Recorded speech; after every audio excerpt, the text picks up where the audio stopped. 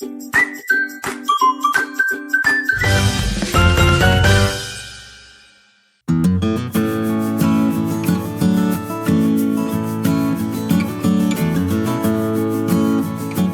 troviamo in Trentino e oggi andremo in Val di Non, il Regno delle Mele, verso una meta speciale, il santuario di San Romediu.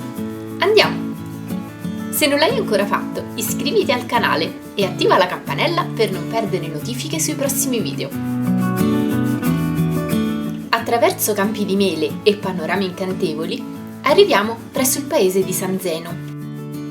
Il santuario è raggiungibile anche a piedi con questo percorso panoramico a strapiombo sulle rocce, un percorso di 2,5 km che si chiama il Sentiero nella Roccia. Il canyon è il risultato di lacerazioni dovute allo scioglimento di antichi ghiacciai di 15.000 anni fa.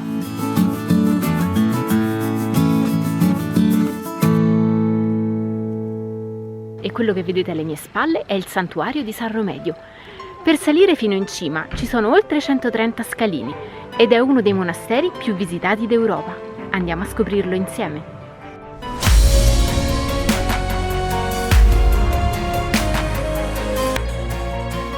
La storia narra che nell'anno 1000 un nobile della vicina casata dei Thaur in Austria decise un giorno di abbandonare tutte le sue ricchezze e agi per una vita più umile.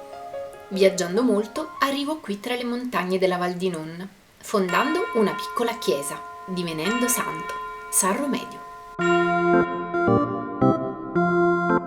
La leggenda narra che San Romediu si mise in viaggio a cavallo, ma che un orso lo sbranò. A quel punto Romediu avvicinò l'orso senza timore e lo imbrigliò, dicendo: «Sarai tu a portarmi verso Trento». Ecco perché San Romediu è quasi sempre rappresentato vicino ad un orso. Quest'area faunistica è stata creata per offrire ricovero ad orsi mai vissuti in libertà e per salvarli da precedenti situazioni di vita non buone. Bruno è arrivato qui nella primavera del 2013 e oggi vive in salute e con l'affetto dei suoi custodi e per la gioia dei bambini. La particolarità del santuario è quella di essere costituito da 5 chiesette arroccate l'una sull'altra e costruite in diverse epoche. La più antica è quella più in alto. Adesso faremo questi scalini che sono oltre 130 per salire in cima. Andiamo a vedere. Un tempo lungo queste scalinate era pieno di ex voto, quadretti, pitture, che poi sono state spostate in un'altra ala del santuario perché si stavano rovinando alle intemperie.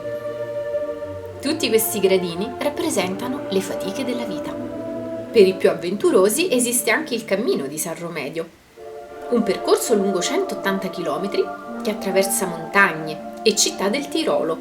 Dal Tirolo va verso l'Alto Adige, arrivando sin qui in Trentino.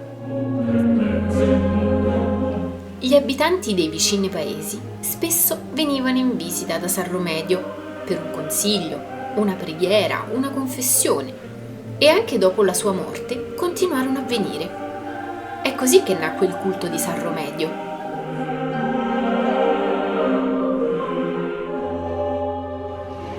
Finora 65 scalini. Ogni anno migliaia di turisti vengono qui per pregare, chiedere grazie, aiuto o per ringraziare di un miracolo, come in questo caso. San Romediu è oggi il protettore dei pellegrini e degli escursionisti. La sua festa è il 15 gennaio ed è suggellata da una bellissima fiaccolata notturna che arriva fin qui al santuario.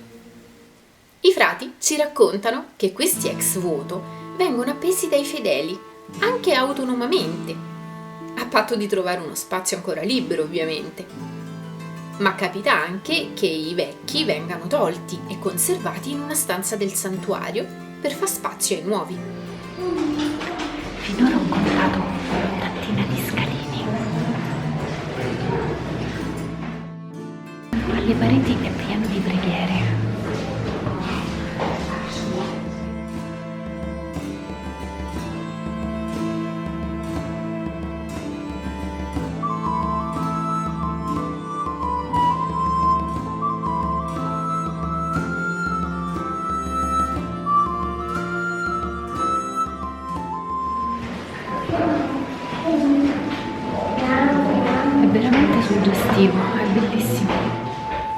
Le reliquie di San Romedio si trovano nella chiesetta più antica, da dove tutto ebbe inizio, la più alta. Eccola.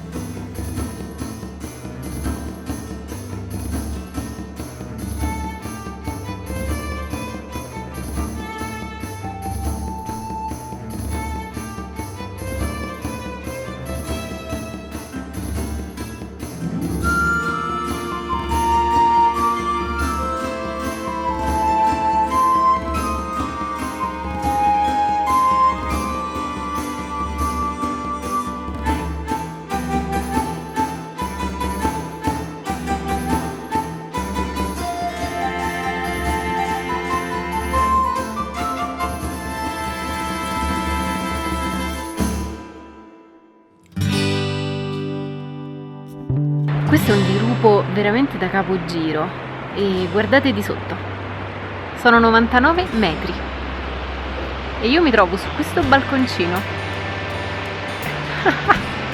Che dite, da vertigini?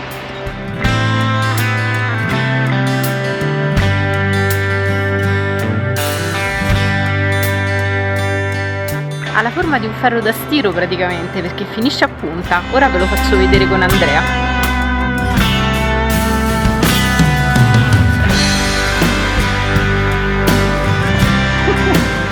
E questa è la gola di San Romedio. L'eremo si trova a 700 metri di altitudine.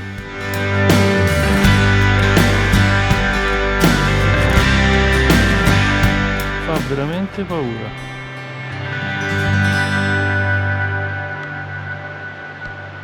Dobbiamo stare attenti nella discesa perché gli scalini sono molto scivolosi, sono molto usurati. Chissà quanta gente è passata qui.